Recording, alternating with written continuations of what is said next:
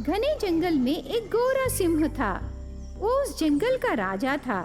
उस जंगल में रहे सारे जानवरों का वो बहुत ख्याल रखता था। एक दिन एक हाइना जंगल में घूमते घूमते अपने आप से ऐसे बातें करने लगी। आज मुझे बहुत भूख लगी है। सुबह से कुछ नहीं खाई। मैं बहुत थक गई। अभी मेरी नजर में जो भी आए मैं उसे नहीं छोड़ूंगी, खा लूंगी। ऐसे हाइना मन में सोचकर आहार के लिए वो इधर उधर ढूंढने लगी। ठीक उसी समय शरीर पर घावों से भरा हुआ एक काला बाघ भागते हुए आकर एक बड़े पत्थर के पीछे छुप जाती है।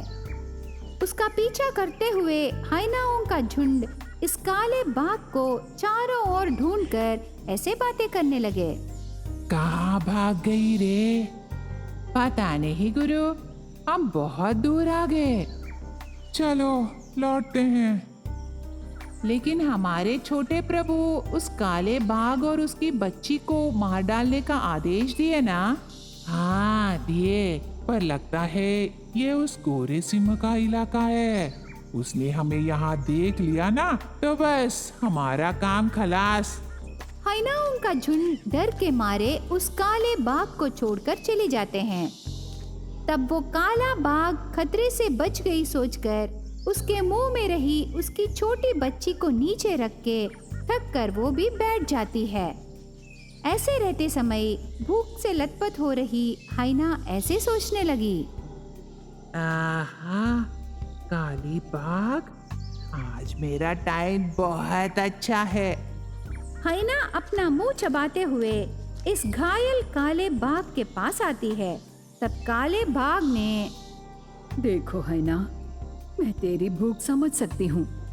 चाहिए तो तू मुझे खा ले हाइना, पर मेरे बेटे को कुछ मत करना। वो कैसे होगा भोली माँ? तेरे सामने तेरे बेटे को खाना ठीक नहीं है, इसीलिए पहले मैं तुझे खा लूंगी और बाद में तेरे बेटे को। हाइना ऐसे कहकर उस काले बाघ के नजदीक आते समय बाघ का बच्चा डर के मारे जोर से चिल्लाने लगा। बच्चे की चीख गोरे सिंह को सुनाई देता है। अरे रे, लगता है किसी जानवर की बच्चे की चीख है। मतलब शायद कोई खतरे में है। जल्दी से उन्हें बचाना है। गोरा सिंह तुरंत भागकर घटनास्थल के पास पहुंचता है।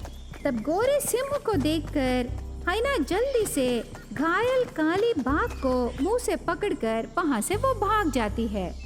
उससे काले बाघ की बच्ची अकेली हो जाती है। उसे देख के गोरे सिंह ने, क्या हुआ बच्चे?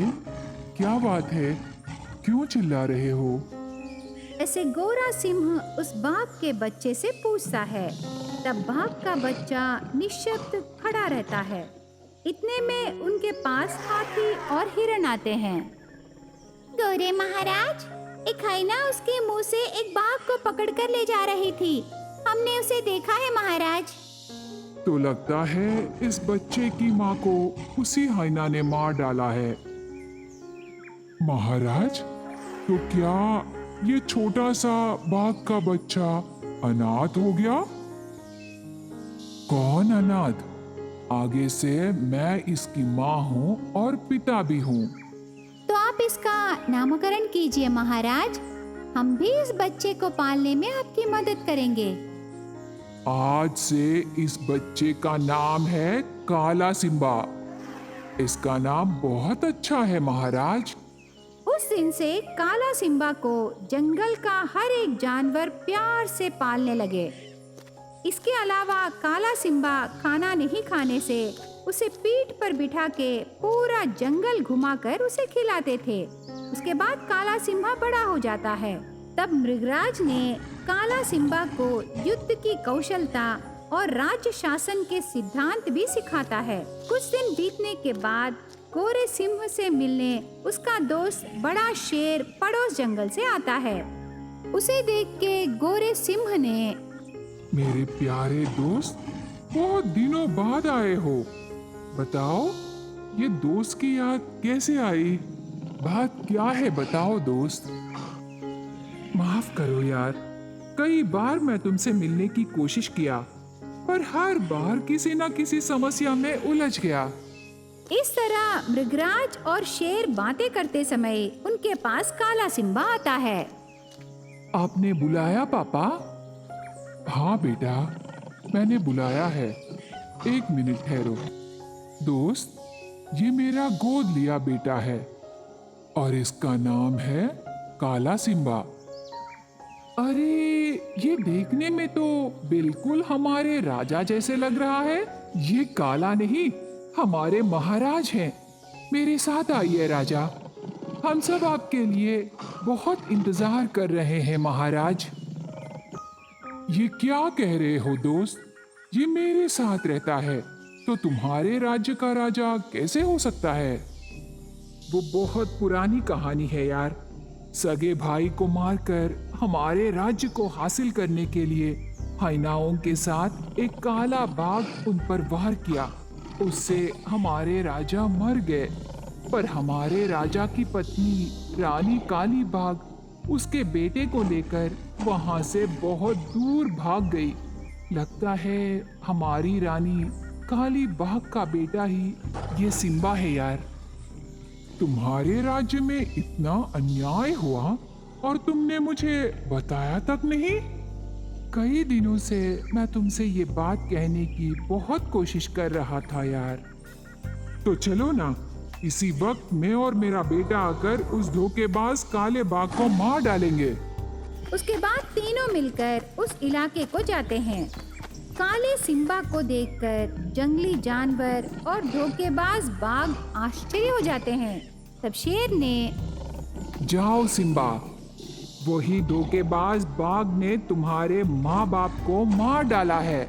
ऐसे शेर कहने पर काला सिम्बा उस धोखेबाज बाघ पर वार करता है, पर कितना कोशिश करने पर भी उस धोखेबाज बाघ को मार नहीं सका। धोखेबाज बाघ पर गोरा मृगराज भी वार करके सिम्बा की मदद करने लगा।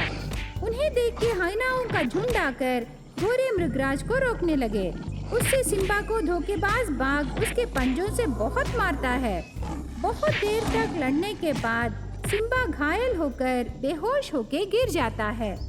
तब सारे जानवर बहुत डर जाते हैं, पर कुछ देर बाद अचानक से जोर से हवा आने पर सिम्बा ऊपर उठ के जोर से चिल्लाने लगा, धोखेबाज, तुम मेरे राज्य को हासिल करना चाहते हो?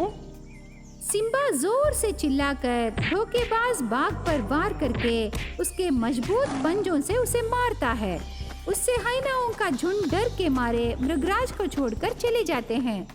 तब से जंगली जानवरों को उस दुष्ट बाघ से छुटकारा मिलता है। उसके बाद जंगली जानवर काला सिम्बा को अपना राजा मानते हैं। ये सब देखकर गोरा मृगराज बहुत खुश होता है।